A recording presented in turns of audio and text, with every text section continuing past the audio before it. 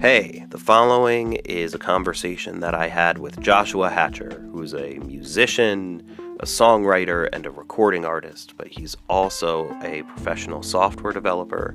That's actually how Josh and I know each other. We both work together at Spotify, but that doesn't really have anything to do with the conversation that I'm going to share today, which is mostly focused on Josh's amazing music.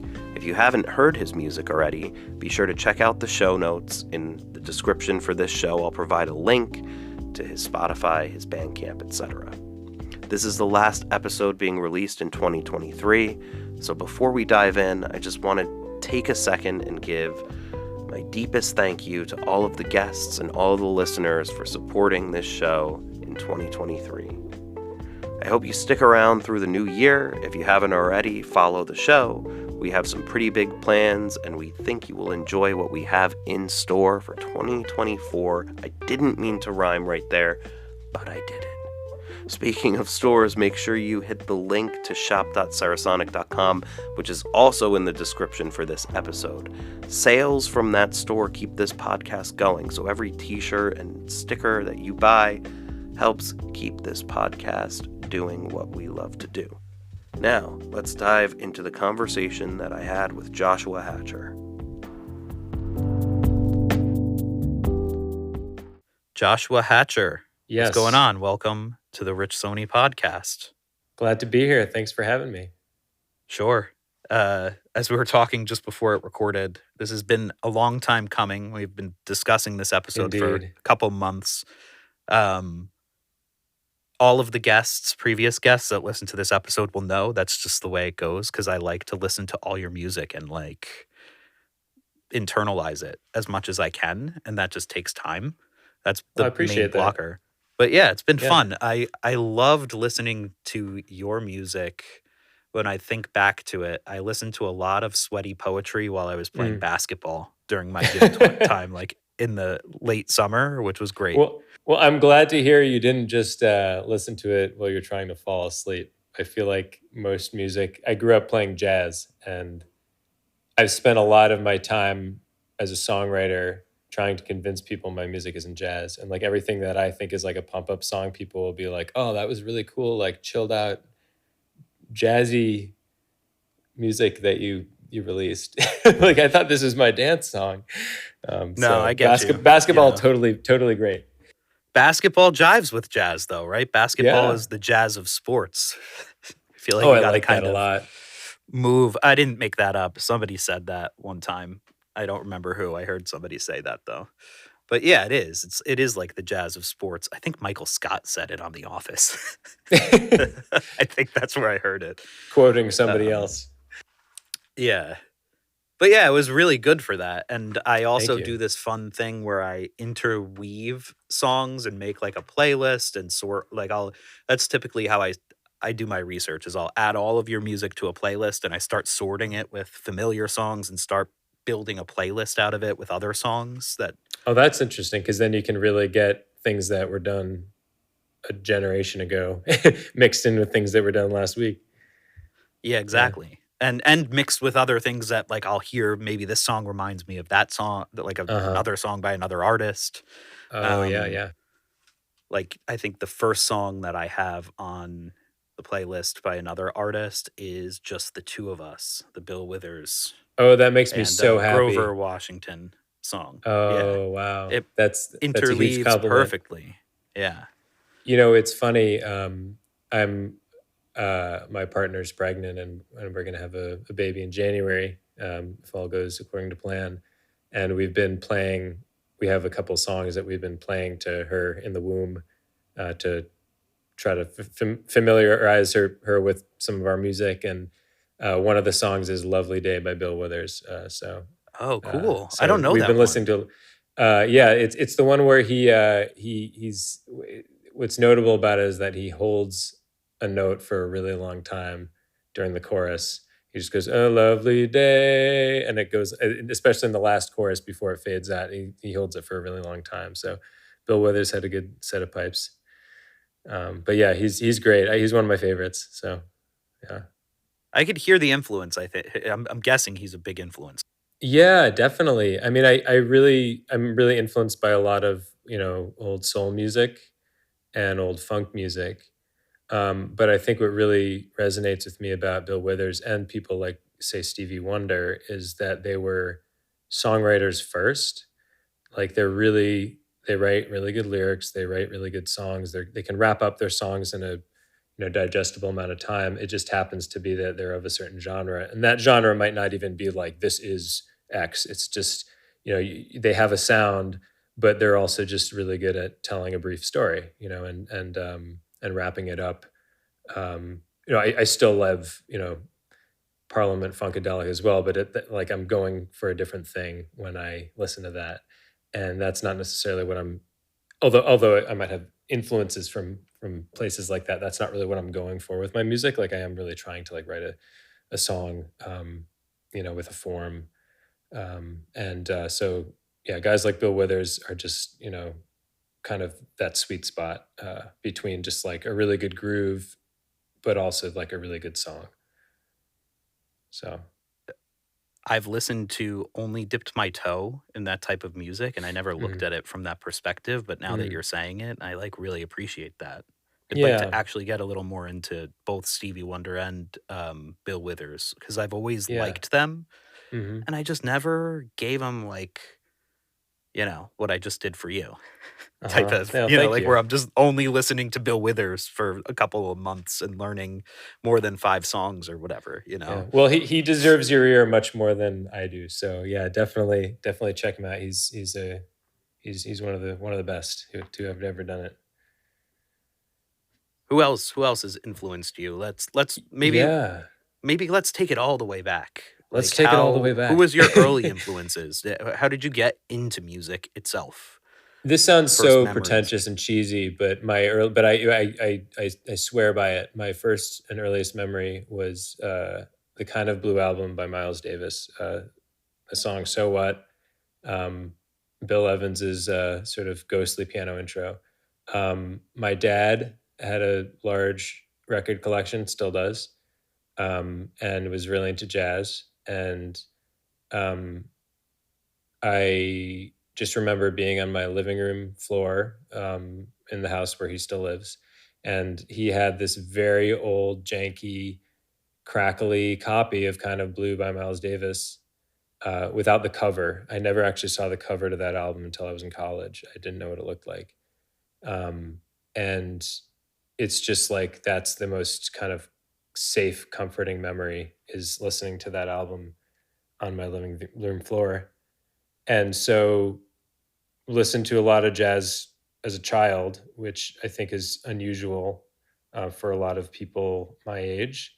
Um, During elementary school, like fifth grade, we had to bring in, like everyone in our music class had to bring in a song to share, like a record to share with the class. And most people brought in a CD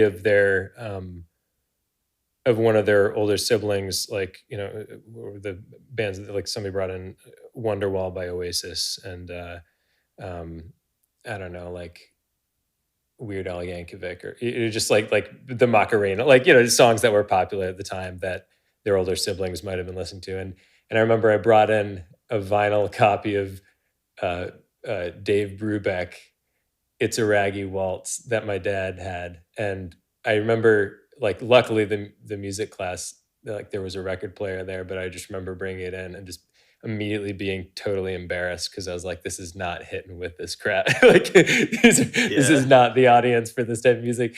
And like I loved it at home, but it was very private, and it was like just around the time where like I was going to middle school soon and everyone's trying to be cool and is like starting to go through puberty and is very insecure. And I was just like, wow, like this is definitely not gonna earn me cool points at school. And now, and now that you're a grown up, it's like, cool to like jazz or whatever. But that I would say jazz has been um, a part of my life since the beginning. I started taking jazz piano lessons when I was 10 years old through college.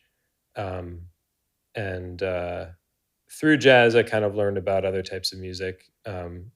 I really enjoyed hip hop a lot and still do, funk, soul, basically a lot, all of the children and grandchildren of jazz music, American Black music. But yeah, so I guess all that stuff. I remember as a high school student, most of my friends were joining rock bands and were starting to play out and were getting a lot of attention. And I had always been a musician throughout my adolescence, but I wasn't really sharing that with anyone. I was like practicing piano in my house and like learning jazz charts or like, classical etudes and inventions. And, it's like sort of taking piano lessons, doing like private piano things in the living room. And I really wanted to be able to be in a band. I didn't know how to play rock music though, and I was a keyboardist, which put me at a severe disadvantage in the 90s and aughts because you were cool if you played guitar, you weren't cool if you played piano or keyboard. And so I started trying to like learn rock piano or like play kind of rockier. And I started listening to bands that were maybe a little bit more willing to have a keyboardist. So like Fish and I can't think of who else, but like sort of more jam bandy type of bands.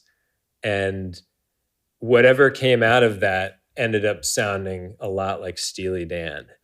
And my dad, I had a band in high school and college, and we played some shows and like, so I was like a jazz musician trying to play rock music. And we played a lot of songs that I had written. And I remember my dad coming to a show once and him saying, "Hey, do you like Steely Dan?" And I was like, "I'd never heard them." And he happened to have a couple records and he played them for me. And I was like, "Oh, this is great. This is awesome." And, so I'm kind of like a self-aware Steely Dan because I also recognize that they are kind of on the cusp of like elevator music, but they're also like somehow kind of cool and a little bit more highbrow. And so they carry a special place in my heart. So like a lot of, kind of 80s, like, dangerously on the cutting edge of cheesiness. Like that, I love that stuff. Like Doobie Brothers, Michael McDonald, Michael Franks. I'm a big fan of that stuff as well. But it kind of runs the gamut. Like I'll hear a song in a particular genre that might not be a genre that I normally explore, but it could be something I really love, and it'll open me up to some different types of stuff. So. How has that that exploration led you through your music, right? Like I'm assuming that at different points you've released a bit of music. You have to start. Well, I shouldn't make any assumptions about you. I should say that I have a similar, different background. Also started a little bit in jazz. My original music instrument was drums, and the first I started with rock and jazz. I did jazz band in high school. It's a great place to start with the drums. I always wished I started with drums. Yeah. I really appreciate that I did. And then I started playing guitar in high school for the same reason.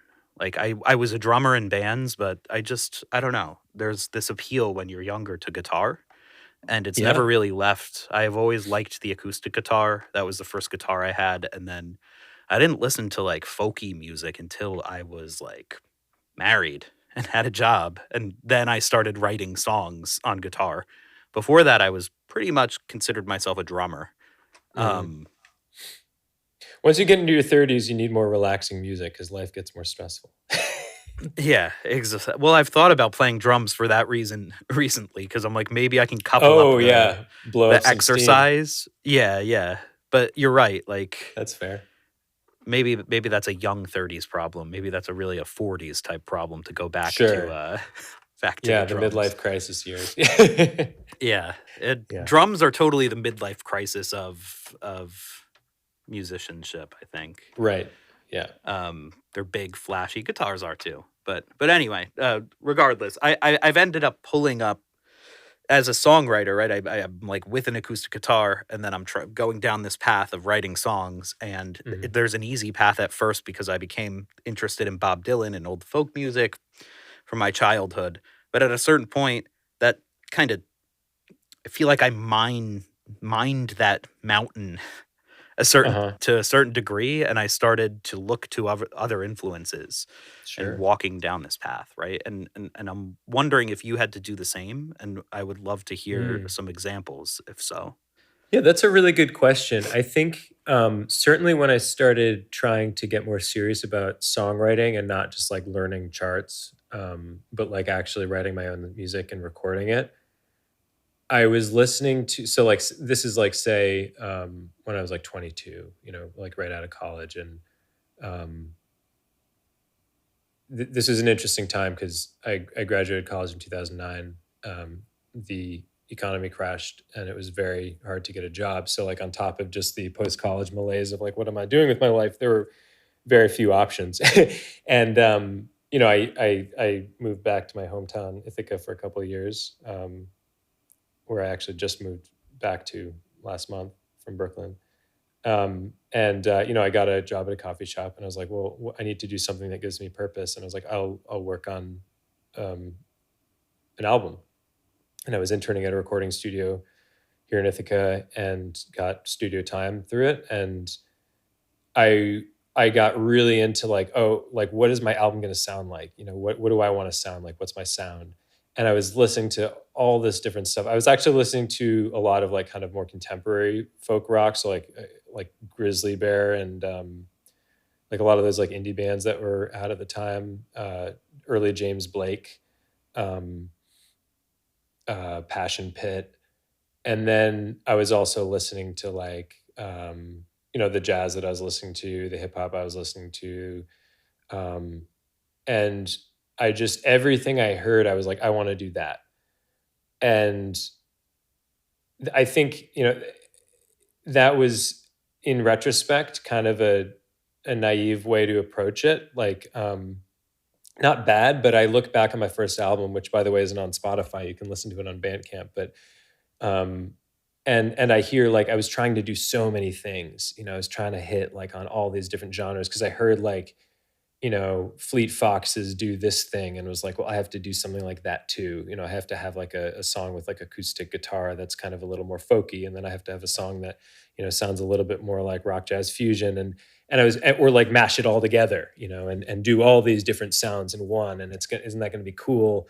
And I think as time has gone on, I've tried to do less of that, like deliberate kind of welding of influences into what I do.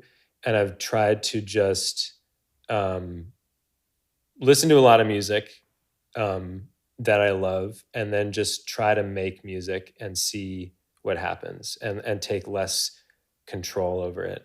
The late great hip hop producer Jay Dilla, in an interview once said that he didn't want, I'm going to paraphrase, but he said like, he hears great music and it makes him want to go home and work. It doesn't necessarily make him want to do what that person did, but it makes him motivated to work.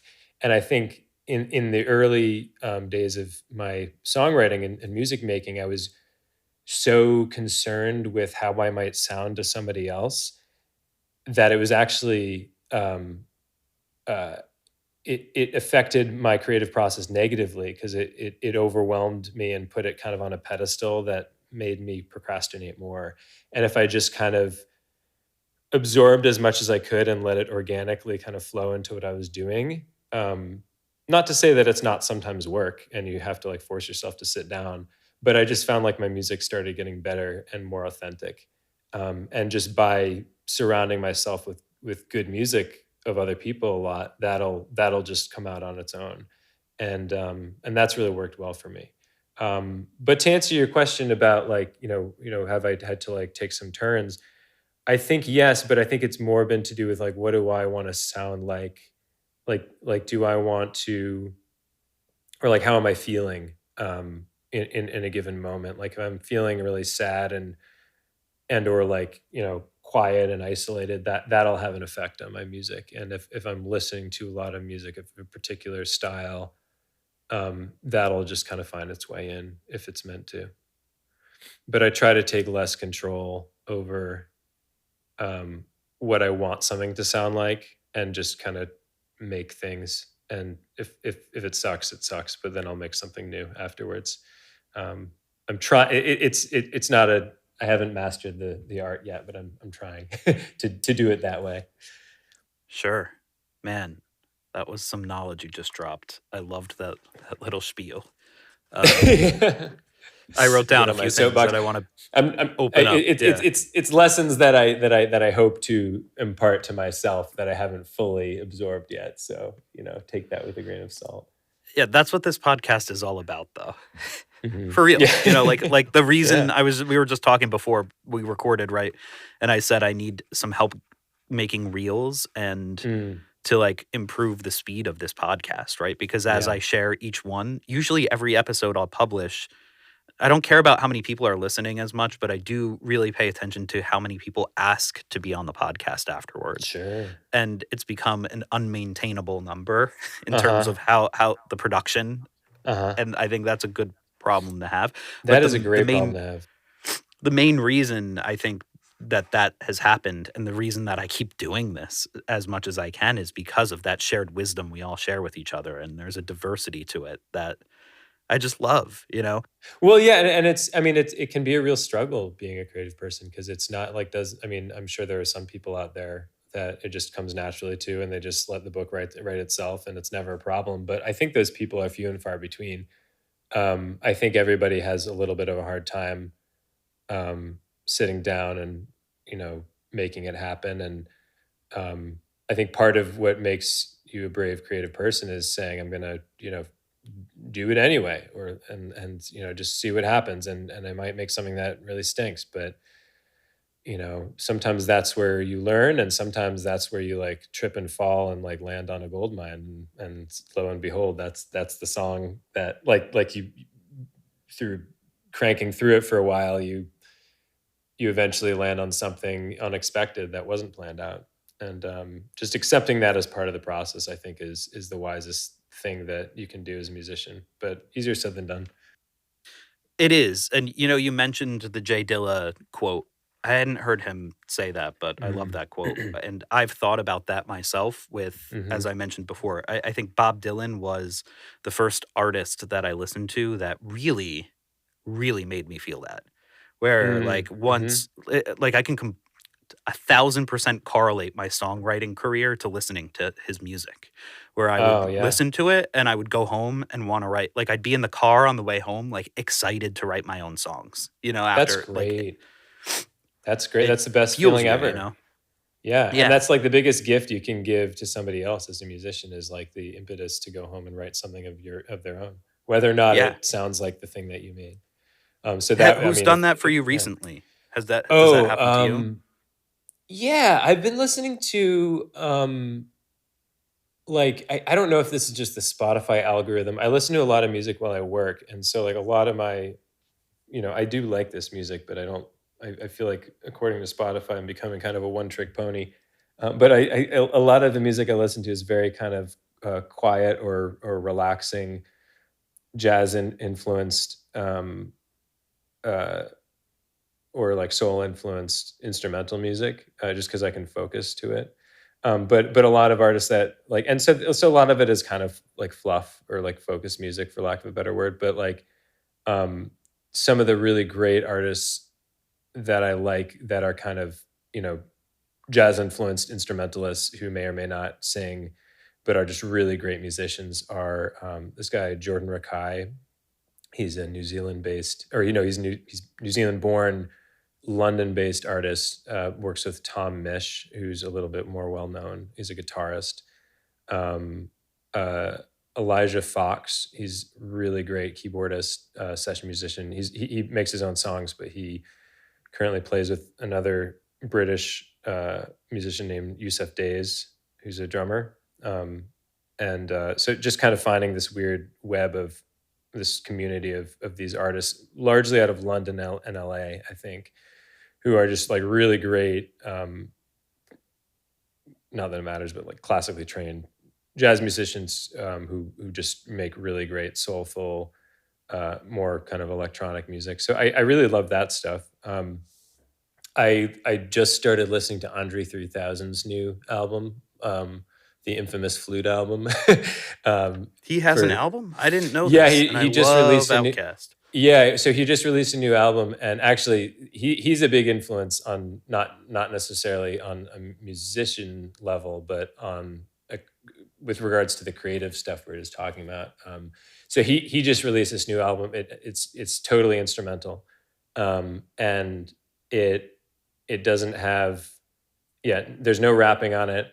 Yeah. And like if you tell somebody that, they're gonna be like, oh God, like what Oh is no, with this guy? I've been following him on YouTube. But Yeah, no, have you but seen any of those where yeah, people see him on the street? Like I'm yeah, all about yeah. this. So Yeah. I listened to an interview with him a couple days ago, and he's just the realest dude in the world. He's just like, he's not trying to be like a cool artist or like trying to be avant-garde or anything. He's just like, listen, he's like, it sucks being famous. I've done the rap thing for 25, 30 years. Like, I think I think Southern Playlist of Cadillac Music came out when both of those guys were like 18 or 19 years old. So he's 48. And he's like, I don't have anything I feel like I need to say in rap right now. And I still want to be creative, and I'm getting a lot of pleasure out of this new way of expressing myself, to which I'm a real amateur at. Like he's not like, oh, I'm this great artist, I can pick up a flute and just become a virtuoso. It's like the antithesis. He's like, I'm totally newbie, and I'm loving being, I think he says like, it's great to be a baby on something again. And I'm sure like all the critics will look at it and be like, either, he's lost his mind, or like, oh, it's the biggest stroke of genius of the 21st century. I don't think he would think it was either of those things. I think he's just trying to find a new outlet to be creative, and it's totally, I mean, he's privileged enough that he doesn't need to sell another record in his life, but like, what a great way to approach creativity is like, I'm going to fall on my face maybe, but this is fun trying something new, and I'm not going to pressure myself into making it be perfect. I just am enjoying doing this, and I'm going to put it out, and case closed. And that has been a huge influence. Like that type of ethos has been a huge influence on my own work, because it's so easy to get into like, oh, how do I want it? What kind of artist am I, and how is this going to be perceived? And it's like, just make music. Like, why did we start doing this? Because it's fun, and it's fun to learn. So that, I mean, again, like I've not mastered that art. I still think about what people think of me, and worry about my music being too jazzy, or like worry about not being a good enough player. But I think that's a big reason I want to listen to this record, because I'm just like, wow, what a mindset to get into, and if I can learn anything from that music, it's that. But yeah, that said, huge Outkast fan. Andre 3000, one of the greatest rappers of all time. Yeah. Have you ever listened to do you know Gavin Guidry? No. You know that guy? He's a Spotifyer. And He works at Spotify? Yep, yeah. Mm-hmm. He's been on the show too, and he has his own podcast called Tools for Time Traveling. Mm-hmm. And it's him and his friend Dez, and they try to, Dez is a futurist. He does futurist consulting for like Microsoft and places like that. He might be a full-time employee. He works at Microsoft for his day job. But in the podcast, they try to apply futuristic thinking, like strategic foresight. Strategic foresight is what he calls it. And they try to apply that to envision what the future creator will be like. And they started with a season on music, because Gavin has some connections in music, specifically in Atlanta, and they haven't had anybody from Outkast or like Dungeon Crew or whatever they call it. What it is, Dungeon Family? Come on. Yeah, no one from that has been on there, but they've talked about Andre 3000 a whole bunch because of his sort of futuristic kind of vibe, and how he's been able to create this rap that or this hip hop rather, that kind of is timeless, right? It's its whole own thing in its own little package that you can kind of unpack, no different than you could like Super Mario Brothers, right? Like it doesn't matter what era of video games you're going to play. You're always going to want to install Super Mario Brothers on the newest version of Nintendo, right? Yep. I certainly would. I love Outkast for that reason. Definitely. Yeah. Yeah. They're really unique and really special. And I think also like in some of these interviews, Andre 3000 will talk about the early Dungeon family and how like the Dungeon family is called the Dungeon family because they were like in some member of Goody Mob, maybe I don't remember who, but like somebody's basement, and the Yeah. floor was actually dirt. And he just thinks so fondly back on these days where like none of them had a record deal. They just wanted to become the best rappers they could, and they were just down there in this dirt floor basement, just recording hours a day, just just loving the process and like nothing to lose, and yeah, that's really to have that type of energy without a thought of like, how is this gonna? I mean, I'm sure they had obviously had motivations and were very ambitious and worked really hard, but just to just love what you do so much, I think that's what we're all chasing Yeah. by doing this. I mean, I love that you mentioned that, yeah, both of that story and Andre 3000 just as an artist in general, because he's one of the others, just like Bob Dylan for me, where every time I'm yeah, listening to Outkast, I'm being more creative. And you're making mm. me think about this. I've had this similar discussion with other guests before, Mm-hmm. but it's never kind of, there's a few things you've said on Uh-huh. this podcast that I'm pulling away that I like as little nuggets. One is you used the term welding influences, I think, which Yeah. I really liked. I like that.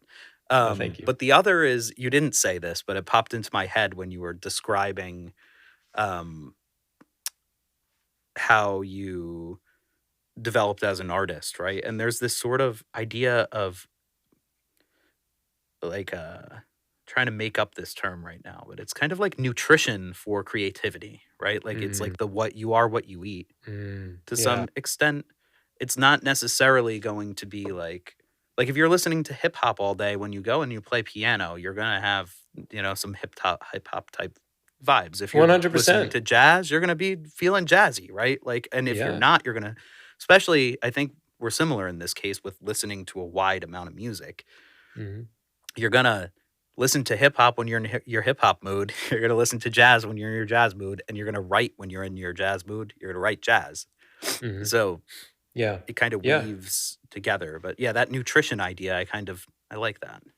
Yeah, and you mentioned Bob Dylan, and I don't I'm not I don't know much. I'm not a super savvy Bob Dylan listener. Like I've obviously heard Bob Dylan, but like I'm not the person to be like talking about him with any degree of intelligence. But I do remember I do know how many times he's like taken a pivot in his career and like pissed off a lot of his fan base, and um, that's kind of I mean that's kind of interesting to like just say like, hey, I want to try something new, and maybe around that time, I mean, I don't know, I wasn't in his head. Maybe he did it for all the wrong reasons, but like, I'm imagining he was probably listening to a lot of different music then, and was like, I'm inspired by different things, and um, while I don't want to like force myself to make a song of a particular genre because I've started to listen to it more, I guarantee if I listen to a lot of music from a particular genre, it'll permeate my music and affect the way that I play. So it's cool. Yeah. No, you're right. I'm excited. I'm actually seeing Bob Dylan tonight. Very No coincidentally, kidding. because I usually talk about him, like, but tonight I'm seeing him, and it's special to me because for this very reason. So, not knowing much about him, so I'll recap this, and if you know this, perhaps a listener won't, so I'll recap it anyway. But the past 3 or 4 albums he's come out with have been not original music, and it's been one of those times where it's kind of pissed people off a little bit. Not like anything in the past. I mean, he's 80 years old. The people that are his fans have become his fans for what you just mentioned. So Right. I guess that's one thing I wanted to say too. Like with Andre 3000 as well, if he keeps going down this path, what I've seen being a Bob Dylan fan, and retrospectively in his career, right toward the end of his career, I've never been someone that didn't appreciate him changing it up, because that's why Mhm. I like him. Like, that's the Yeah. exact reason. So over time, after he did a few of those switches, I think his fans became the ones that didn't listen to him anymore because he changed aren't there anymore. And the ones that Right. like the change are his fans. Andre Yeah. 3000 might have the same. Tonight, I'm excited because um, the past 3 albums he's come out with, he's re-recorded these old Tin Pan Alley songs, like ones that like Frank Sinatra did and Hmm. his contemporaries, right? All of those, like Sure. the golden era of songwriting type Right, stuff. like kind And of he did it with his 1950s pop own, music. even like 40s type Okay. stuff. Louis Armstrong era Hmm. type things, right? Like those old big band jazz type Yeah. stuff. Um, and I've seen him play 3 or 4 times playing only those songs. You won't hear him Uh-huh. play any of his own, right? Uh-huh. But I still love him when I go. But Yeah, yeah. he took all of that over the past like 5 or 6 years, and he then in 2020 came out with a new album that I think is his best album. And now he's touring playing that album. And Oh, that wow. took his songwriting skills, but also the things he learned from that era. And now he's like, and then he also did a lot of studying of um ancient history. So he has these songs, like he has this one song, Crossing the Rubicon, that's kind of in the voice of like as if he was Julius Caesar, just contemplating life. So then you Wow. get to this level of like the Shakespearean type, he's Uh-huh. writing songs that could last forever or speak from any voice. And it's pretty cool. I think Jay-Z Well, mentioned that on Dave Letterman's show. He says the goal is to write forever music, right? uh-huh. Yeah, go ahead. Well, I was 'cause it's very cool that like you never know where your influences are going to come from, like and Mhm. much like you could listen to a particular type of music and it's not necessarily going to be the music you want to make, but it'll find its way in somehow or like motivate you to write or something like you could get into ancient history and and that'll inspire you in some way. You never know. I Yeah. just moved back upstate to my hometown, Ithaca, from Brooklyn, and I feel like the mood here and the vibe here is going to change the way I write, um, for better or worse. It's inevitable. So like even your immediate environment is going to have an effect, which isn't super profound, but it does. Like you never know how anything's going to find its way in there, whether you're a painter or a writer or a musician. I mean, I could give a Bob Dylan example, but I won't because I've already done that. But I don't think you could have written the Wu-Tang, Enter the Wu-Tang when you weren't on Shaolin. You had to be on Right. Staten Island and Park Hill or Uh-huh. whatever. And even Yeah. with him, with Method Man, right? I like him as an example in hip hop because you hear him nod um to like rock all the time. He'll say like, "I'm never satisfied," like the Stones or Uh-huh. whatever. And you're just like you're saying, like that's in there. You can hear that rock and roll in Method Man's own style. Yeah. Which I really appreciate. love. I mean, I've been a long time fan of hip hop, but I really love listening to hip hop that I listened to as a kid, and like like understanding some of the lyrics in ways that I didn't when I was a kid because I didn't know the reference, and I just like you were impressed by the rhythms or by the beats or whatever, Sure. and then you're like, dude. All these guys have to know so much. Like they have to be so well read or just like have seen so many movies. Like there's so many references and like Yeah. analogies, like clever metaphors or analogies in rap music. And it's like I mean, especially Wu-Tang Clan, they were like huge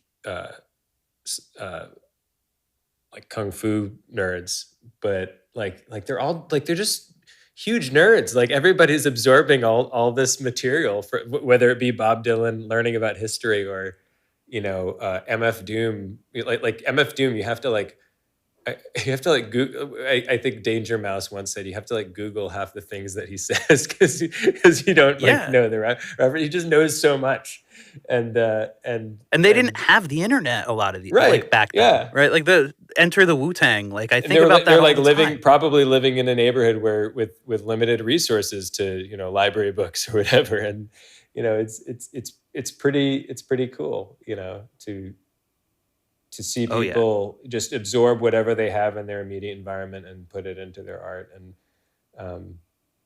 anyway. But it's what we were saying. It's that creative nutrition, right? Like it's all of that.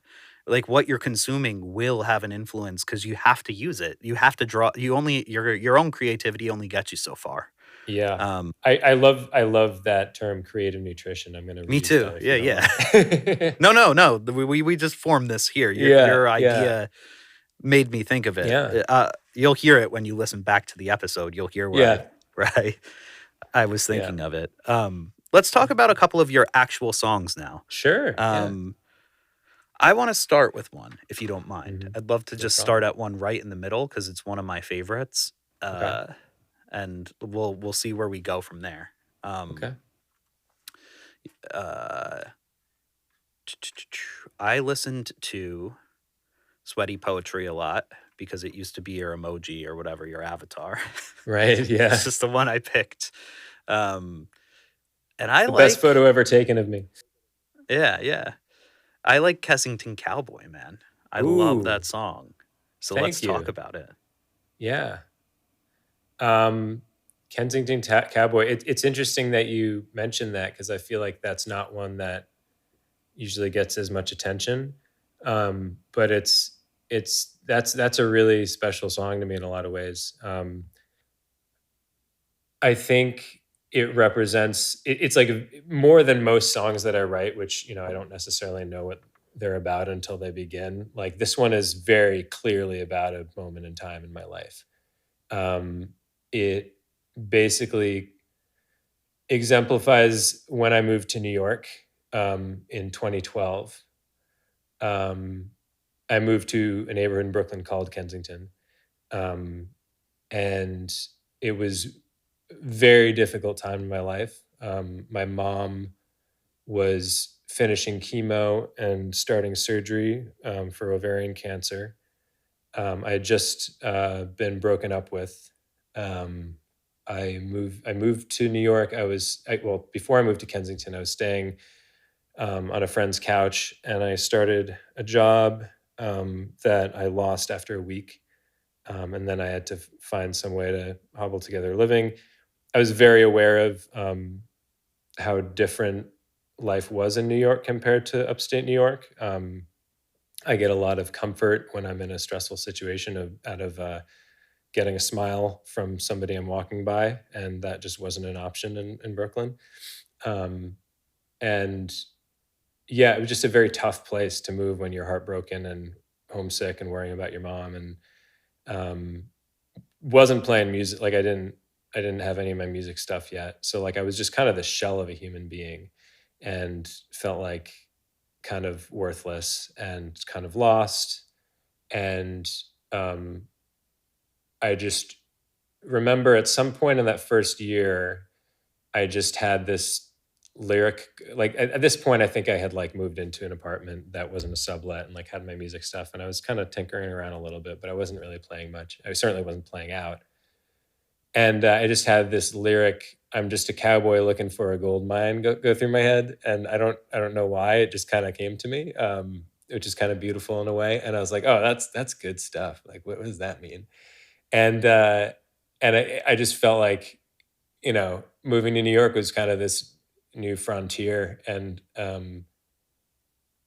the song is basically about being lost in New York and kind of finding your bearings and trying to make something of yourself, and knowing that things are not going well, but like I'm gonna find it. I'm gonna get on my own too. It'll work out in the end.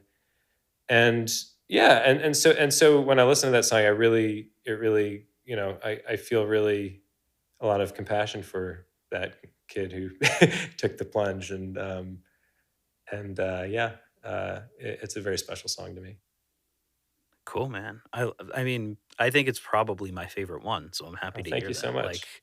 Appreciate that. that cowboy looking for a gold mine definitely gets stuck in my head a lot too, Yeah. which is awesome.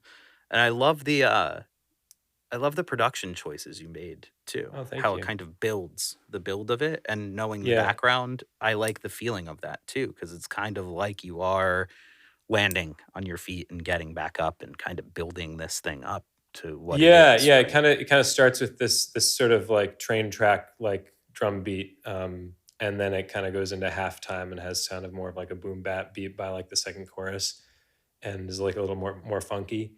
But yeah, I wanted to have like a slow build up to it. I was also at the time working with two really great musicians. The two other people who play on that album are this guy named Robin Schmidt. He's a guitarist who I actually grew up with in Ithaca, and he went on to move to New York. He played in a great Afro funk band called the Akebe Shakedown, which everybody should check out. And so he's like a lifelong collaborator of mine. And then the drummer was this guy named Andrew Marshall, who is an amazing drummer and amazing professional. And he actually ended up moving to LA and became Billie Eilish's drummer. So Oh, good for shit. him. That's awesome. Yeah. But yeah, they were very. They deserve a lot of credit in helping me kind of orchestrate the feel, like the contour of the song. Like, you know, I wrote the song, but then, like, you know, it was through playing the song with them that this sort of arc of the song and the energy and the style started to emerge. So it was really special once I started playing music in New York again, that they were my band for several years, and they really helped me kind of develop the sound that you hear on that album. That's really awesome. That was one of the next questions I was going to ask was Oh how yeah, was it? What was the personnel? How did that album come together? And so it was the sure. same band for every song then? Yes. Yeah. Yep.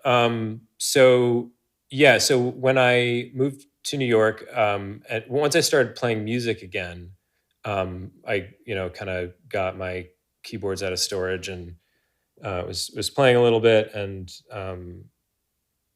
I was writing a lot of music at home. You know, it's a little harder to get people in a room in New York City, as you know, or more expensive.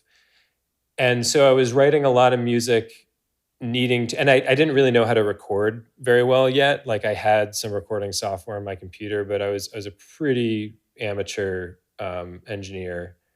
And so a lot of the way I was writing was just hearing myself play piano and perhaps sing along with it. And to get a full sound, I really had to play a lot of like bass in my left hand, because otherwise there's playing a lot of rootless voicings and you can't really hear the whole chord sounds like.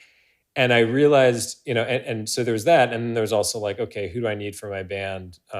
Would be nice to not have too many people, because more people to pay is more expensive.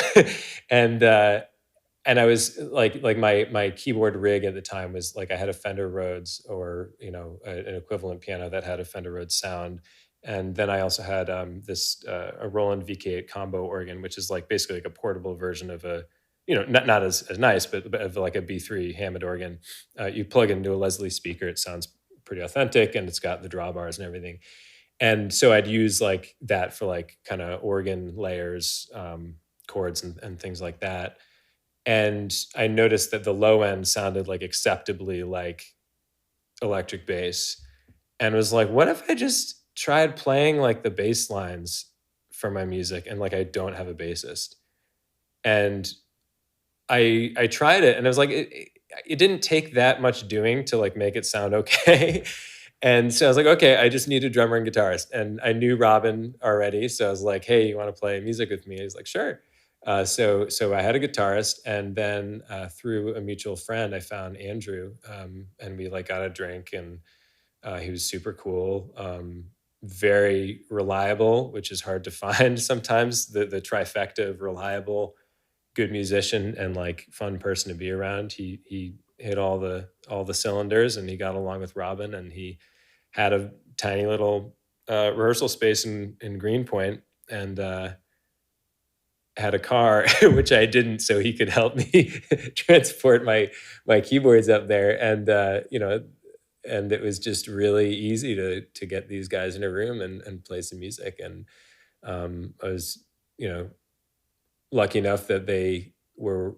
I think both of them are better musicians, like better instrumentalists than I am, and I was very grateful and fortunate that they were interested in my music enough to lend me their talents. And that was my band for a while, until both of them moved out of the city, and that kind of moved me towards and this new phase of my music career that I did a lot more kind of bedroom recording and solo shows and sort of jack of all trades type of stuff. You want to talk about that? Do you want to hover on sweaty poetry a little more? Yeah, we could stay on sweaty poetry for a little bit. Let's do it. So sweaty poetry, the song itself. Yeah. That one, I'm so happy you said this before because I wasn't almost going to mention it because I didn't know if it blended in well or not, if it was just me. But the song I have next to that one is Back on the Train by Fish. I kind of get a vibe of that. Oh, interesting. Yeah. It I goes actually don't really know well that next to it. particular Fish song. Look it up later. Or I know I'll cut it Fish, in. but yeah. Okay. Yeah. It's a song on Farmhouse, and I don't know if it's one Okay. that they play or not. I'm not that into. I know a decent amount of Fish, but I'm not like a Fish fan. Yeah, it's about the same. But it's a. I was like in high school. An interesting one. It's an interesting song. I think you'll dig it when you hear it. You'll be like, oh, I get why this is here. Cool. But yeah, so why don't we talk about that song? Because Sure. it's the what do they call that? I forget the song that's named after the name of the album. There's a name for that. Oh man. Yeah, what is that? I'll ask the title ChatGPT track. while you're talking. The title track. Yeah. Yeah, the title Yes. track, Sweaty Poetry. Yeah, so I think that might have been, if not the first, then one of the first songs I wrote for that album. And it kind of harks back to sort of the music I used to make a lot, which was kind of funk rock or like jazz funk. You know, I think when I hear Sweaty Poetry, I think it sounds sort of influenced by like the Meters. Like it's just kind of this swamp, like kind of swampy, That too. like it's kind of swampy, like Oregon funk song, like trio. And whether I meant it that way or not, but it was just, I hadn't totally kind of broken out of this sort of just funk thing that I had been doing for years, which is fine. But I think most of the other songs on the album are a little bit more like songwritery, if that's Sure, the right term. they are. Yeah, Yeah. like Sweaty Poetry is one of the only songs that has like an instrumental solo on it. It's more of like, you know, it's a little more of like a jam than a song. But anyway, yeah, that was one of the first songs that I wrote. And I don't really know what it's about or like remember what it's about, but I think one of the tenets of it was like motivating oneself to work, and feeling kind of blocked and feeling kind of lazy and feeling bad about that. And so like the first lyrics in it are like, gotta sit down, gotta get down, all these thoughts before they get off and skip town. And it's like so often I'll have a musical idea and just be, you know, too lazy to get it down. This is before I had an iPhone too, so like I couldn't just record into voice memos and like and so just like so many, you know, potentially good ideas would just go by the wayside because I was too lazy and I like wanted, and here I was in my first year in New York and I like wanted to get back into music, and you know it's kind of hard to work through all this rust of having spent the last, you know, 9 months or 6 months trying to get your feet on the ground in a new place, and not having sort of like an audience or community around this music. And so it's like it was kind of a slog, you know, starting that up again. And that I think was something that I was thinking about when I wrote that song. I really like playing that song now. It's like a fun song to play with other people. You know, it feels good to like I actually like played it with at the last show I played in New York before I moved. We played that song, and it wasn't going to go on the set list because it's kind of old, and you know it kind of feels like another time for me at this point. But the guys that I was playing with were like, you know, I had them listen through my catalog and get a sense of the music, and they were like, oh yeah, like that song Sweaty Poetry is really cool, let's play that. And I was like, really? And it was just really fun. You know, you just find yourself smiling at them, and you know, everybody kind of gets a moment in the sun in that song, and it's fun. It's a fun song. But I do feel like a lot of my music, and this is no exception, if you actually listen to the lyrics, it could come off as kind of sad or depressing, like, oh, this guy's really down on himself or really, you know, frustrated by something. or really lonely, but the actual music will give you kind of this positive, groovy feeling.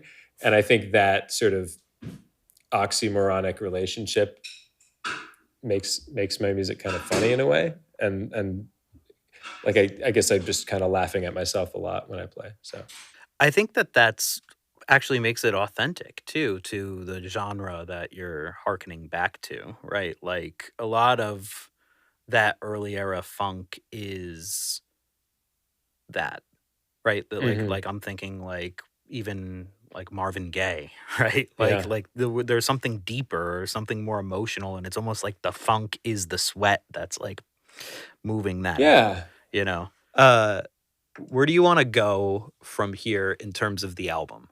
Let's talk about a song that sticks out to you. Are there any that Sure. aren't these two that we already talked about? Yeah. So uh, along the same lines as like what I was saying with the actual subject matter of the song potentially being sad, interwoven with a sort of uppity, groovy sounding music bed. I think the song "Heaven's Phone" is a really good place to bring us. It's the final track on the album, and "Heaven's Phone" is about me coming to terms with the fact that I can't talk. Like my mother had died within the year, and it was about me kind of coming to terms with the fact that I couldn't talk to her. And it wasn't like super, oh, woe is me, like I'm so sad, I miss you so much. I mean, it was, obviously I missed her a great deal, but it was more, the song was more birthed out of this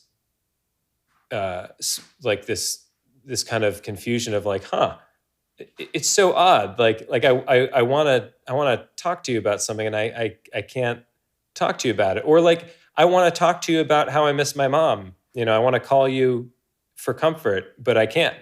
Because you're not there. And so the idea of Heaven's Phone is like, oh, like um, just the oddness of not being able to pick up a phone to heaven and talk to my mom. And I I had a friend who when Sweaty Poetry came out, he was listening to me. He's like, I love that song Heaven's Phone. It's so grooving, like have to be so alone. And it was clear like he had not really heard the lyrics. And I was like, Yeah. whatever. Like if he likes it, he likes it. And then like a couple weeks later, he texted me and he's like, oh my God, like I was like really listening to the lyrics, and I'm so sorry I had that reaction. And I was like, no, I love that. Like I love that you can just, you know, react to the absurdity of these two different moods and come up with your own take on what it is. And on the other hand, I've heard people hear that song and immediately are like, oh, what a sad song, and so that kind of range of emotions tickles me in a way. You know, but yeah, Yeah. so that's I kind love of that song. I'm thank glad you you. shared that. Yeah, it's just it's I feel like that's kind of the apex of this uh situation I'm in when I'm songwriting, where I write songs that are potentially kind of groovy or have major chords or whatever, and one might be um forgiven for thinking that they're happy songs, and then when you actually listen to the lyrics it's like a little depressing or morbid. I think maybe that's why Steely Dan resonates with me so much, because a lot of like I don't know if they ever actually wrote a true love song. Like most of their music is just like like about weird characters, or like kind of grumbling about things, but like over kind of like a funky groovy bed of music.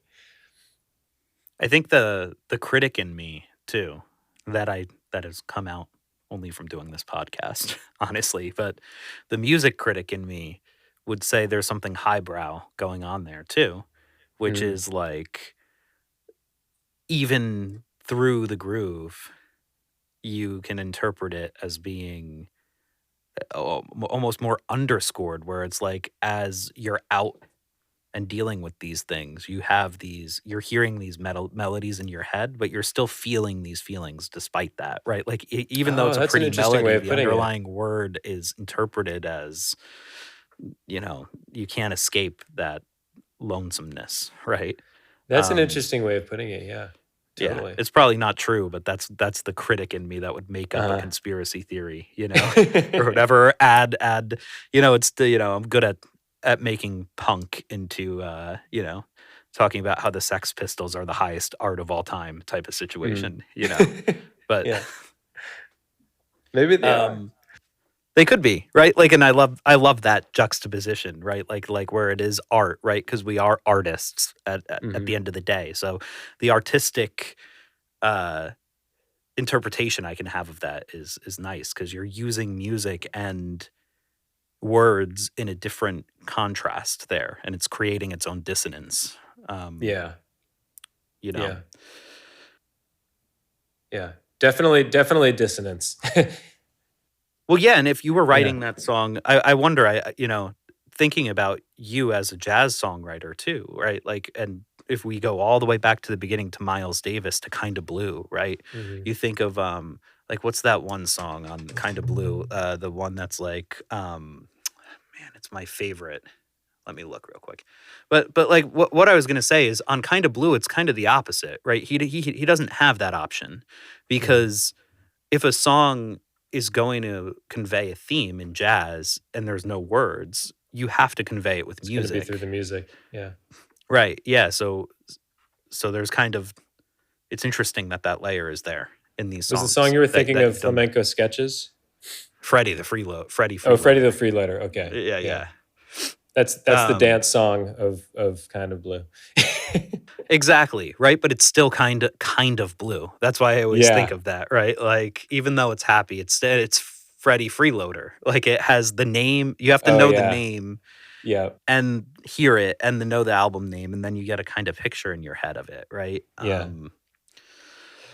But yeah, uh,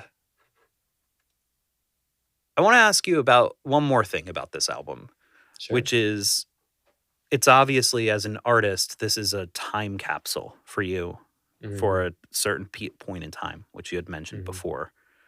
Um, do any songs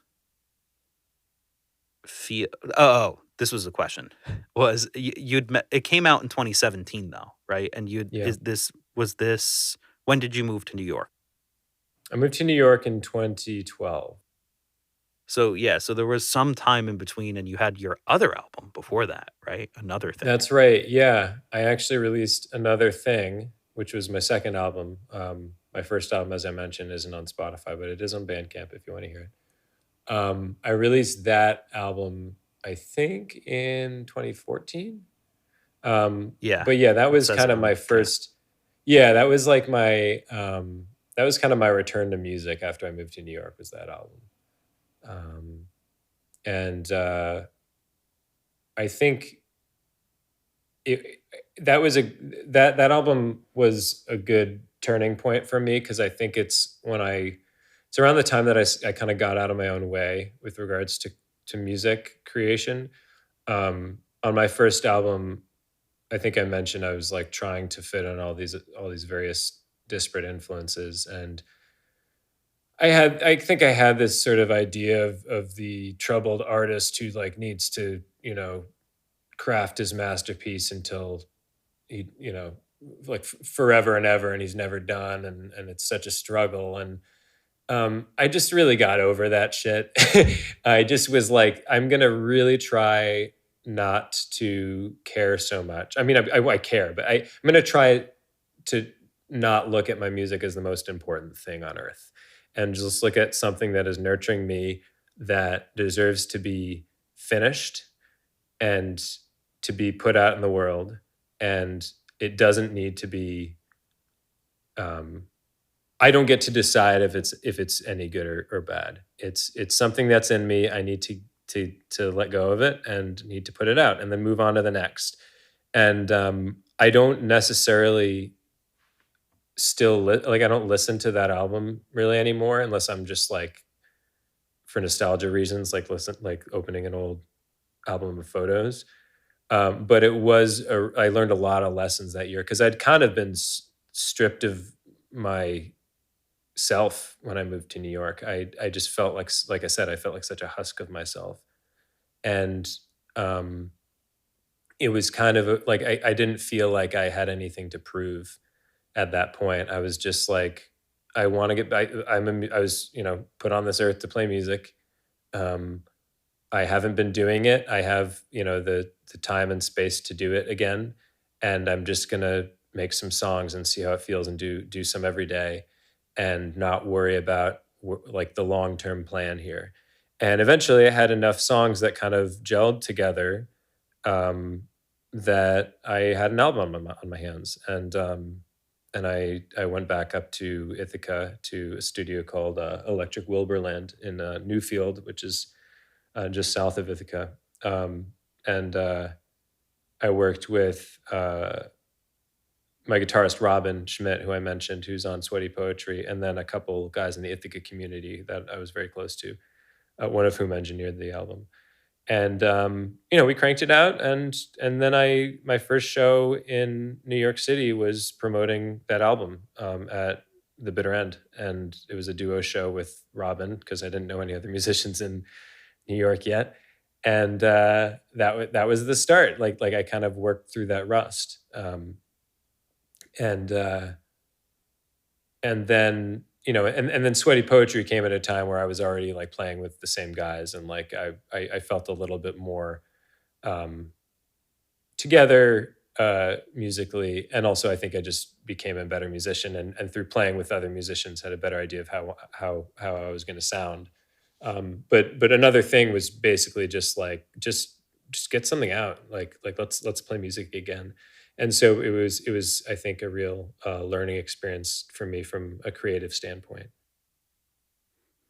How does performance tie in during that era? I mean, you talked about it a little bit, but let's unpack it a little bit more. So you started at the bitter end, and did you keep playing shows frequently after that? Did it really ramp up, or was it like a slow thing? Because it was 3 years in between, right?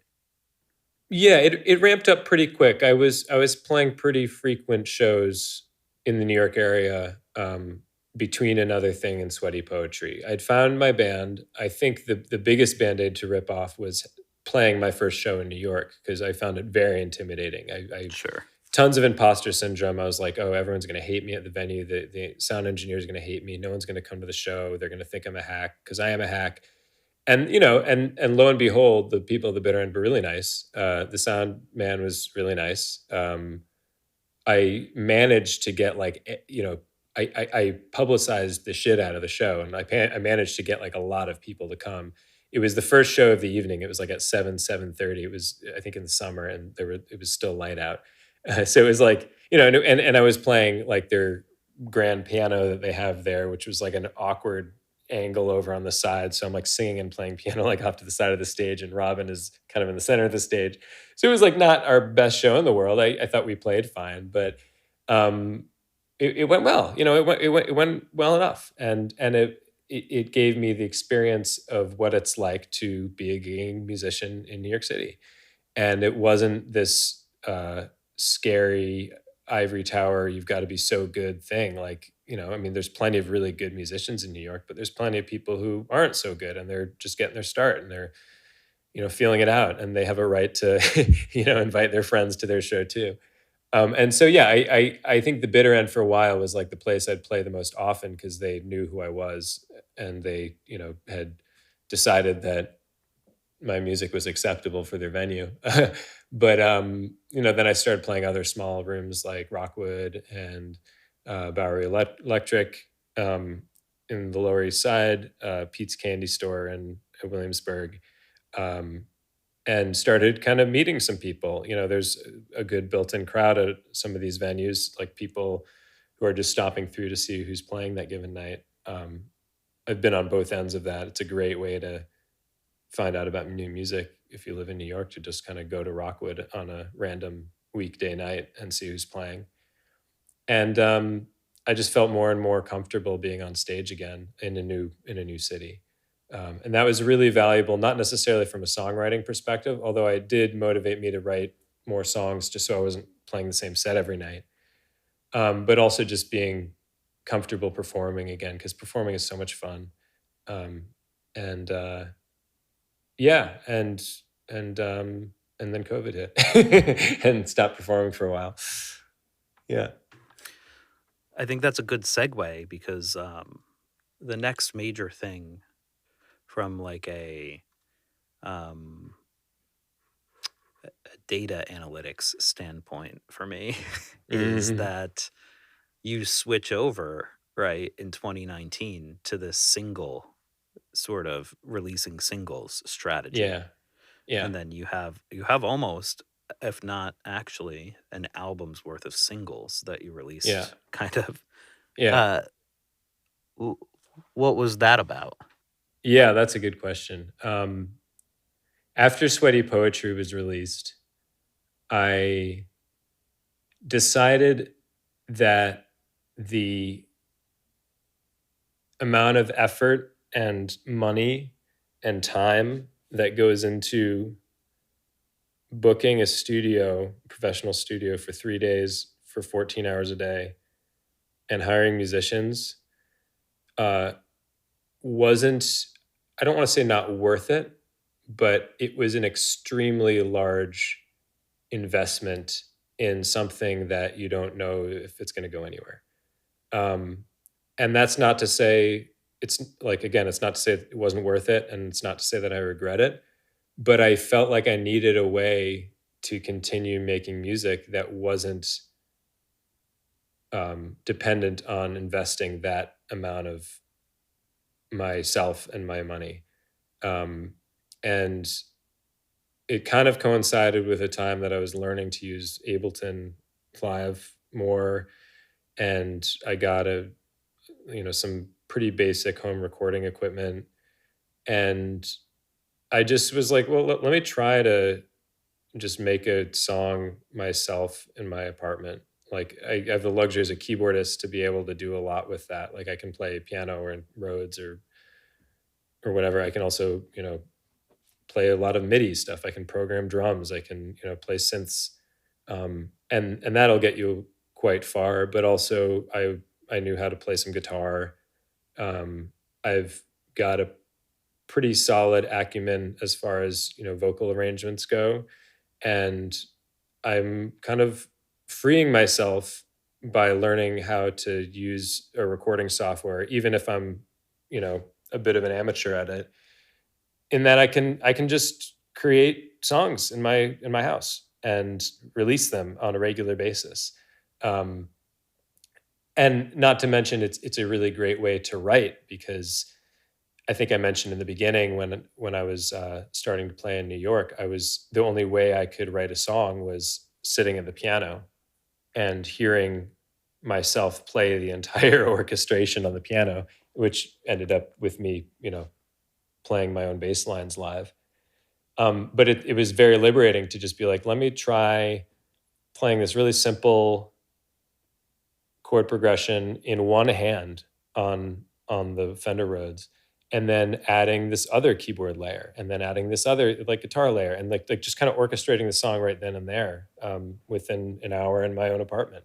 And I don't need to get everybody else in the room and like rent out a studio to do that. And so it became a really great it became a great way to get music out more often. It also became a great composition tool. And um, and so I released the song Afternoon, which was the first kind of one of those sort of bedroom singles, and it sounds totally different than my old stuff too. Like I think so. Like it sounds a lot less I do like too, yeah. a yeah, like a band in a room playing funk music. It sounds like kind of a little bit more producery, and I kind of wanted that. I kind of wanted not necessarily like the most champion sonic, uh, just professional sonic masterpiece, but something that was good enough, that sounded good, that was maybe a little lo-fi and had programmed drums, and like kind of sounded a little like paid a little bit more homage to the hip hop I liked, and didn't know how to really replicate in the band in a studio setting. And in a way, it really liberated me a lot, not just in terms of what I could output for the amount of money it took, but also just in terms of learning new skills as a musician and as a producer, and to some extent as an engineer. And that's been a load of fun. I mean, it's a lot more isolating and lonely, and I still do really love playing with other musicians, but to be able to just finish a song, put it out, is really nice, because I can share music with people more often. Now, I do really miss the album aesthetic that I think modern music is getting away from. Like, it kind of frustrates me to go on Spotify and like I hear a musician I like, and I'm like, oh, let's check out the rest of this album. And then you click on the album and it's just a single, and you're like, all right, like, I guess I need to, go into their artist profile page and click through all these singles. I do think there's some beauty to the album, but at the same time, I just want to make songs and release them and share them with people. And so if I got to wait a few years to do that, I'd rather try something else. And releasing these kind of bedroom singles was the way to go, at least for now.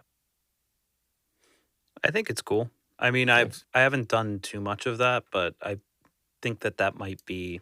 I have a mix going on in my head right now of what I want to do. Like I said, I have an album that I'm sitting on, and it's an album. So Yeah. I've actually had some pressure from people I've jammed with before to release some of the songs as singles, and I'm like, Mhm. I'm pretty apprehensive of it because I just like their position on the album. I'm more like, hey, how about we write a song together to release as a single separately? Like, I'll wait a few years, but I'll keep moving, I think there's plenty of value to that too. I think that the album is like a really wonderful art form as well. And I think that if you can get a cluster of songs that really hang together like that, that's a really wonderful treasure to have. So this isn't to say that albums are are bad or inferior. It was just I just found myself like every couple years I'd be like, man, I haven't released any music for a Oh, while. no, And like that's the problem I when have too. Yeah.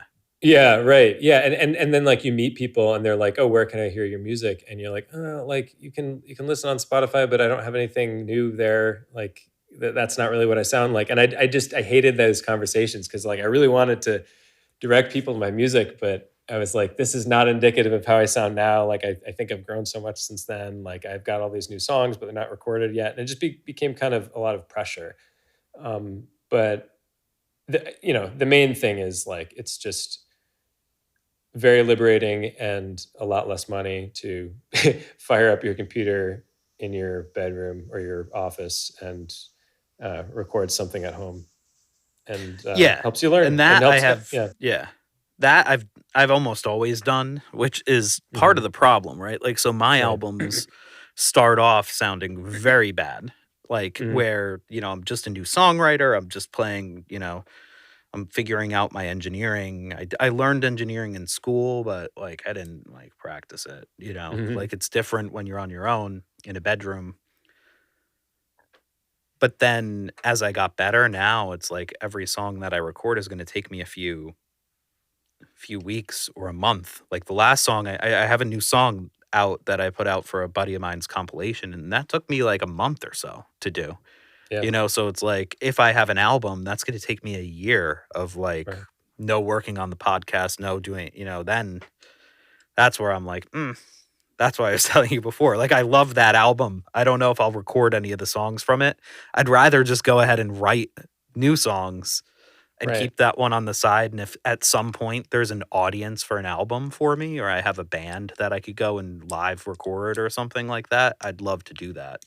But Yeah. Well, I think I yeah. mean I've heard some of your early stuff, and I think it's really great. At least the early stuff Oh, that's on thanks. Spotify. And I No, even it's even all on the Spotify. Yeah. yeah even the really stripped down things, like like it's really lovely. And I really encourage you. I know you're a father and you've got responsibilities and things, but I really think you should put out that album and just get it off your chest, and then Yeah. hopefully it'll liberate you in a way to make those other songs.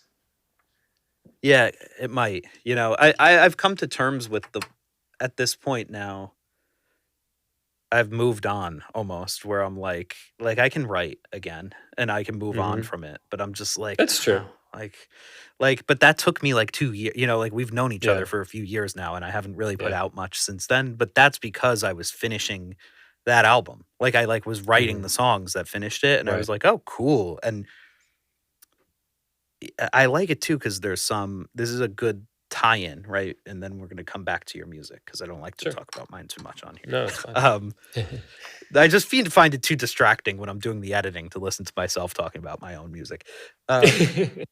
But one thing I really like about putting together an album that's hard for me with singles is I have it's easy for me to come up with a new single and to record it. The thing I like about albums is I'm always able to, when I get to critical mass of maybe like 8 songs and I want to pull it up to 12, I can revive these old songs that didn't seem like they were me and maybe Oh. change the way I sang them or change where they're placed. Like for example, on this new album, on the 7th one that I have, I was able to revive one of the first songs I wrote, which was like before I was even a songwriter. It's a song I wrote for my wife back when we started dating and I was still a drummer then. And it Oh, just that's really fits, wonderful. and yeah, and I like when I wrote it, it was inspired by the song, like poppy songwriting aesthetics, because that's kind of the music she likes. And I used like the songwriter formula and all that stuff, right? Like, or the song, it's verse, chorus, bridge, but like, Yeah. it's cookie cutter. And it's a good song. I like it, but it never didn't fit into my live set once I started Mhm. playing. Yeah. And when I was doing this album, when I was rehearsing it, I played it in like an 80s rock style, like a Guns N' Roses acoustic, kind of almost a Uh-huh. jokey version of it. And I was like, oh shit, that's how I have to play this That song. worked. Like that works for me in this new style that I have right now. So I'll lock it in on that album. That's really interesting, and I think, y one could see it as sort of a rebuttal to my point about just like, make something, get it out, finish it, move on.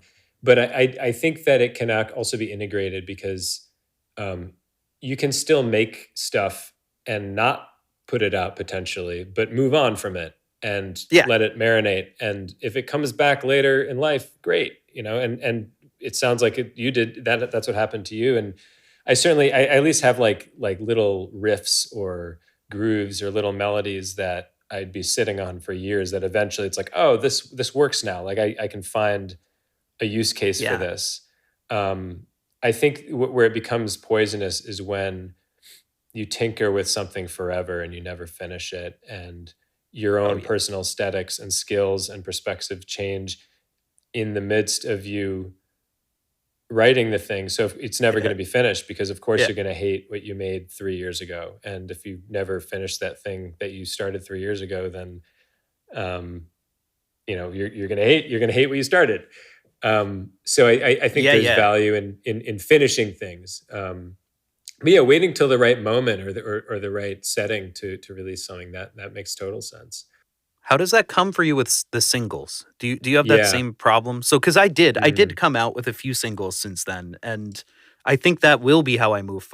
Like I said, right? Like so that captures a few. There's like 3 old songs in that album too. That's partially why I'm like the sequencing just all seems right to me, and it Hmm. has that disparate collagey feel like you're saying from your first album, but I like it Yeah. because it has the same instrumentation for everything. It's just Uh-huh. acoustic guitar with a lot of reverb, and I'd want a stripped down band with just like a stand-up bass and a drummer type thing. Right. And it sounds to me like an old musician playing songs from their whole career, but in a new Uh-huh. style. And I That's like that. cool. And it has the Um, unity and with the unity of like the same artists or the Performing. same musicians and the same instruments. Yeah. Yeah, that's why I want that as an album. It might even be live recorded as video type thing. Hmm. But then I was That'd be able to cool. like lock that and move on and write singles, right? Hmm. But the one thing I noticed with this last single was, like I said, it takes a lot more time because I end up doing what you just said Hmm. on the single, which when I'm Yeah. songwriting for an album, it's like really hard on the first day. But by Hmm. the or first song, you're like, where do I go from that last album? I finished it. I put a bow on it. Who am I now? Right. Right. And then once you get like 3 or usually like the first 2 or 3 songs are tough, but then the next ones for me come in a cluster of like that album, and then the last 2 or 3, like I said, I'll sprinkle in old ones that work now. So Right. like so while I'm busy doing that, I was able to record at the same time Hmm. before. So I'd start recording and I'd like work through the thing and I'd be able to get the album out. And I noticed that it's almost taking the same amount of time for me now to make a single, Oh, like a yeah. month, because I'm doing what you said. Like I'm like reinventing myself in the middle of the song where I'm Hmm. like, oh, now this song is different than it was when I started, or I'm singing it different. And I have to read Hmm. like the vocal. By the time I get to the vocal, I don't like the guitar, etc. Yeah. Do you suffer Yeah. Yeah. that? Does that happen to you as well? I think my songwriting process with this at home single thing is different than it was when I was recording albums in a studio. When I was recording albums in a studio, I'd finish writing, 8, 10 songs. They'd be totally fleshed out, at least to the extent that I thought they were completely done. And I'd probably played them with other musicians who were going to be in the studio with me. So I kind of knew how it was going to sound. I think when I'm at home alone recording a song, I might have not finished writing the song. Like it might be the songwriting process might be integrated in with the recording process.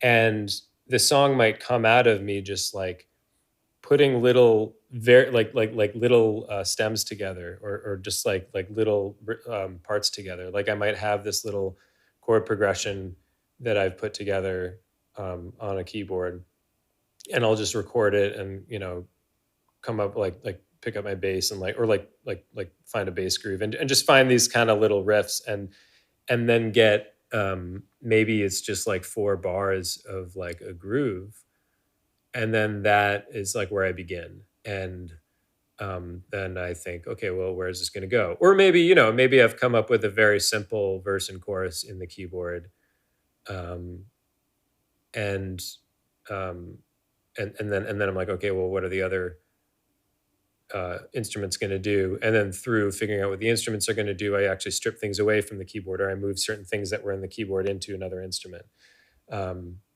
and so it kind of becomes another tool in the songwriting process in a way. I see. And Yeah, I end yeah. up with something that I couldn't have written um, alone at the piano without having pressed record. And Sure. That's really fun because it's less about the virtuosity on one instrument, and it's more about the kind of patchwork quilt that you build through using a recording software and being able to um, like put little ideas down and build on them. Um, I don't know if that answers your question, but I think it's just No, it like, does. Yeah, totally. yeah, yeah. Whereas like if I compared the two processes, then I would have to count all the time it spent writing the album before I recorded it. Like, yes, I recorded it in 3 days, but I spent like a year or more writing these songs, or writing songs that didn't make it Hmm. on the album that I needed to finish to get to the one that did, and gigging these songs. And when it comes to working at home, it's just like I'm just writing songs sort of almost in tandem with recording them. Um, at least it's part of the recording process. It always is. And that kind of makes the whole process of starting line, I'm going to start writing a song, to finish line, the song is mixed and mastered and released, a lot shorter. Sure. That makes a lot of sense. And it seems Hmm. appealing to me as a software engineer to be able to have that sort of agile releasing of Absolutely. songs too, Yeah. you know? Yeah, and like I said, I mean, I would love to make an album again. I think it's just that at that point in my life, and maybe at the point in my life I am right now, I just really want to put out things more frequently than I was before. Especially like during COVID, everything was so isolated, and that was really all you had was kind of as a creative person was to make things at home and put them out. And so like there wasn't really the option of going out and playing live. And I think that was a real lesson in like learning to be alone and not distracted, and see how far you can get with that, and accept that in many ways this can be a solitary process, being a creative person. And then later on bringing these songs to like a band or something, and playing them out. So Sure. You want to talk about some of the songs? sure, yeah. So yeah, I guess most of these songs were born out of the pandemic. Certainly the last couple. The song Hula Hoops that I released last year, I think, is like totally about being bummed out during the pandemic. It's Is that the I coffee one? yeah, Yeah, yeah. drinking Okay. my coffee today, putting my mask Yes. on my face. Why are we still living this way? Thought that we solved it yesterday, but it's still the same. Yeah, no, it was like right after vaccinations came out, and I think we were all hoping life would go back to normal, and then there was waves kept happening, and it was just like, oh, this is feels like it's never going to end. It really feels like a nightmare. And I'd it was around a time where I'd kind of felt like I'd lost a lot of my community in New York, and I was feeling very isolated because of the pandemic, but also just because I didn't feel like I had much of a community online or otherwise in New York. And just I found myself doing these routines, like getting my coffee every morning and leaving the house, and sitting and reading a book, and before I start work or whatever, as a way to kind of pretend things are normal, or like find some sort of calming routine where there was none, where there was no structure. And just the absurdity of it all. It's like, wow, like the world is burning in some ways, literally, and I'm like going out to get a coffee and like eating this garbage coffee cake, and like just trying to pretend things are normal. And I was like, this is just like such a feeling that I want to capture. And it coincided with me kind of writing this melody, and little by little it became the song Hula Hoops. Even the song Hula Hoops is like, I don't know why I came up with that name, but it's like it's pretty it's more of that kind of contradiction of like sad subject matter with somewhat of a party vibe. Like when I think of hula hoops, I don't think of something sad. It seems like people having fun. And Yeah, I like the name, but mostly I just like that it sounded kind of cheeky to name a song like that, Hula Hoops. I get that. And you know what? This is one of my favorite COVID songs that I've heard. Oh, Um, thank you. I think because it's well, I wouldn't say favorite is a weird word to use, but I would say that I think it really holds up now, even as a song, as like a time Oh, capsule, where it's thank you. still relevant when I listen to it. I'm not like, oh, this is the COVID one. I'll just skip it because it's not Right, COVID right now. right. Like I still really enjoy listening to it, and I think that's cool. That Thank you. there's something to that. That means a lot. This year, a eulogy. Yeah, You skipped that one. yeah. I mean, on the other hand, oh, sorry. On the other side of the spectrum of like, um, you know, sorry, I'm just turning on a light. Yeah. So, I mean, I think if you listen to Hula Hoops, you could probably figure out what it's about if you lived through 2020.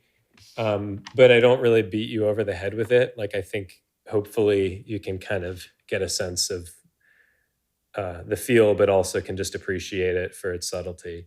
Um, not so with the song "This Year a Eulogy." That one is, it's I I wrote that song on New Year's Eve before, like, December 31st, 2020. Um, I wrote the lyrics in like one sitting, which is rare for me. It usually takes me a while to tease them out. And I don't usually write lyrics first. But I was just feeling so bad, and like, it's like, what a year this has been. And I was feeling like Trump was still president, although I think he'd been voted. Yeah, he'd been voted out by then. But it was just like, we're still dealing with the nightmare that was Trump, um, and it just felt like. And here it's like New Year's Eve, like a night where you're supposed to celebrate with friends, and I think we all felt a little robbed of that. And I think there was also this sense of you know meaning and purpose in the world, and like we have to save ourselves and this world, and the injustices of the world, whether it be you know police brutality or the climate change. Like, I mean, the fires in California had gone on, George Floyd summer. Like, I think even the people who were maybe a little apathetic were um, a little more aware of the horrors of certainly the United States, if not the world. And I just really wanted to capture all that. And I was fully aware that this song was a lot more beat you over the head with what I'm talking about than something like Hula Hoops. It's kind of a little bit more We Are the World. But I didn't care. I was like, well, I might never release this. This is what I'm feeling right now. And when I finished writing and recording it, I was like, this feels a little funny to release because it's a little too, it's not subtle at all. Like, it, and I felt a little embarrassed by that. But I think along the same lines as what I was saying earlier, where it's like, just make things and put it out and be done with it. Like, I just needed to be done with it and put it out. And I'm proud of it, but I was fully aware it might come off a little bit preachy to some people. But you never know, put out your stinkers too, because somebody might really like it. So that's Sure. And I that's kind of do think ethos I it had still there. holds up. Like it's, Thanks. listening to it now, like it is much more beating you over the head with it, but especially next to Hula Hoops, I think that they make a nice little like A side, B side type of vibe That's an where, interesting point. They are kind of two sides of the same coin, or two different yeah. aesthetics for the same sort of time or feeling. hmm I feel like if you only had Hula Hoops and you wanted to have some songs about COVID, perhaps you would be underselling the severity of it, right? So Yeah, yeah, I like that you put it out. yeah. Yeah, I think this year a eulogy kind of just came out of a feeling, and it was less about any ambition to like put out a song, and it was more like like it was almost like a journal entry, and then it Yeah, just yeah, kind of yeah. became a song. I was gonna Yeah, say that. Yeah, and I like yeah, that. yeah. Especially with the singles, I think it's really cool to have these journal. I mean, in albums too, it is, but yeah, Yeah. I liked that song. Thank you. Um, Young Man. That one's Oh yeah. actually one of my favorites. Oh really? Thank you. Yeah. Yeah, that's another one that I kind of forget about sometimes. That was I started writing that song um, years before I recorded it. Like I wrote the keyboard part, like the piano part, like many years ago. I think I put like a clip of me on Instagram, like playing it and being like, "New song coming soon," and I never finished it. And Sure. yeah, and yeah, I finally finished it.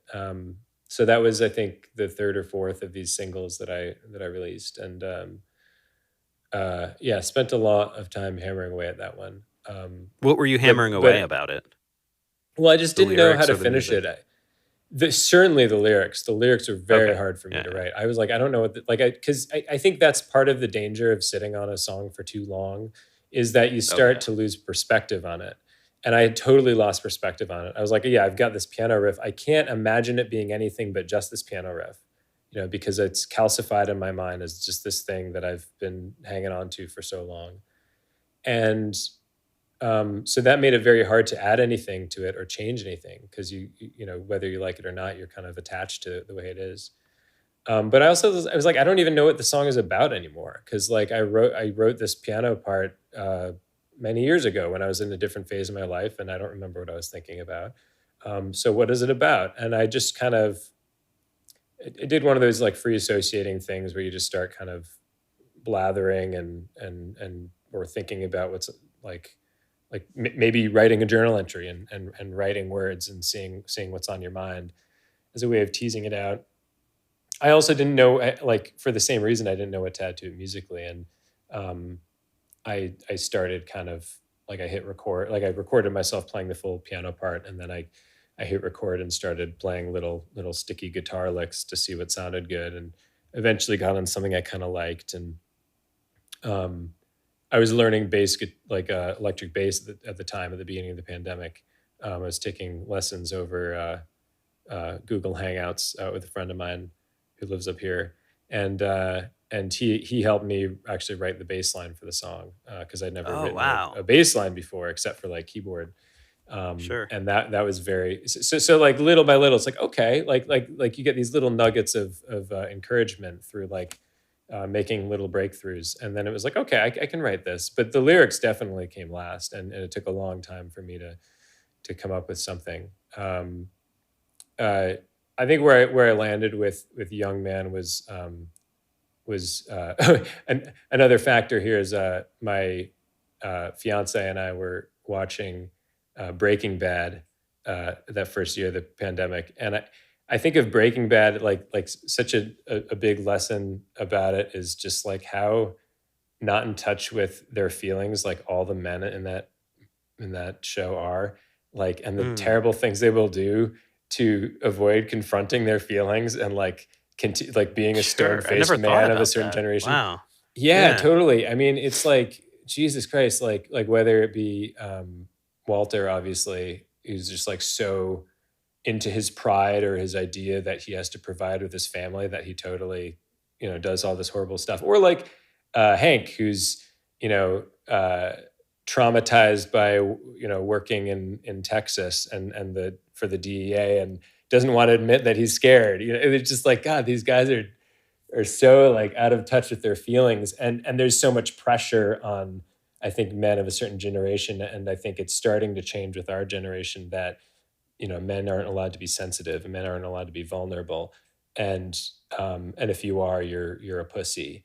And as somebody who's, or like, I was a very sensitive kid, and I'm a very sensitive man, and I think I finally feel a little bit of a license to be that, and not try to kind of put up walls or be try to be tough, which I'm totally not good at, and I'm totally not a tough guy.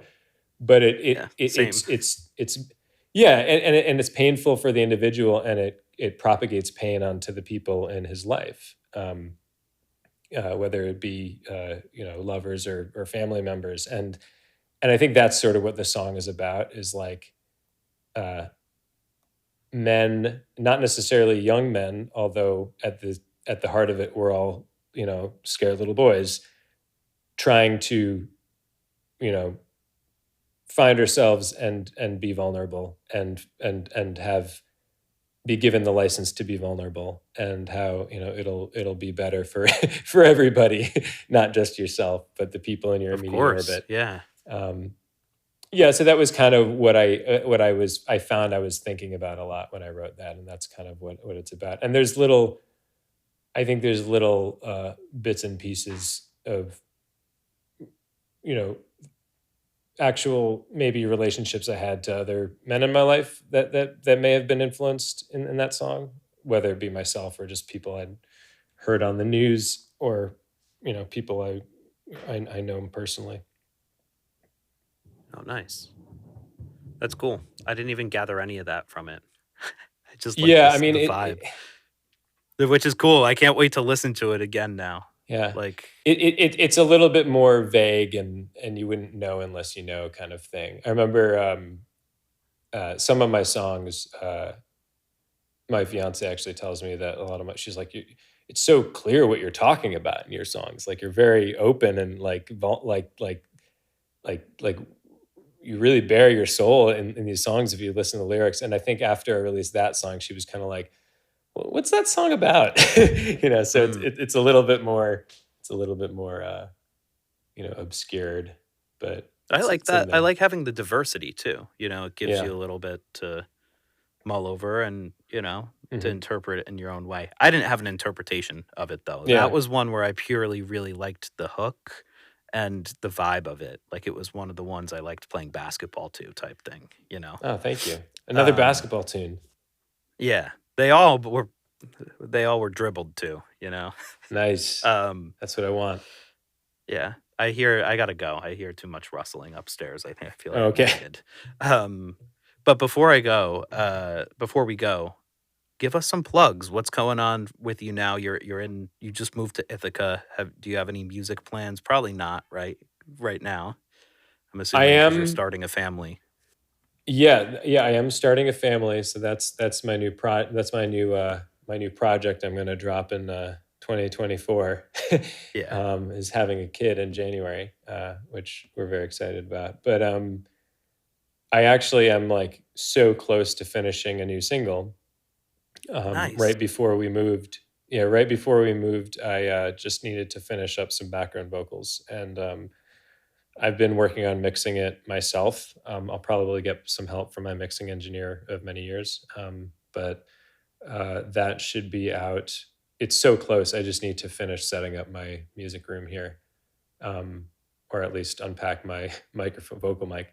But it's so close. I've already begun speaking to a couple of people in my music community here in Ithaca, which is Ithaca is a great music town. If you don't know and are hearing this and want to hear good music, I've already started speaking to a couple of people I used to play with about playing again. So I will Ooh, have a nice. band here. But yeah, it's definitely a part of my life, if not for the past couple weeks as I unpack my life and set up the utilities and pay my mortgage. Where can the listeners find your shows if they want to come and see you if they're in Ithaca, if they happen to Sure. be? I will publicize them on Spotify. I think you can find those there and on Bandcamp. Those are the best Cool. two places also to find my music. So Joshua Hatcher .bandcamp.com or just on Spotify as Joshua Hatcher. Cool. And I'll put them in the show notes as well. Great. Thank you. Yeah. Thanks for coming on, Joshua. And if Thanks I for don't having me. see you before your baby is born, best of luck to you and enjoy the time that you spend with it. Thanks so much, Rich. I appreciate it, and I appreciate the advice as a father yourself. Anytime, just, hit me up if you need any more. I have plenty to give. Absolutely, I'm sure I will.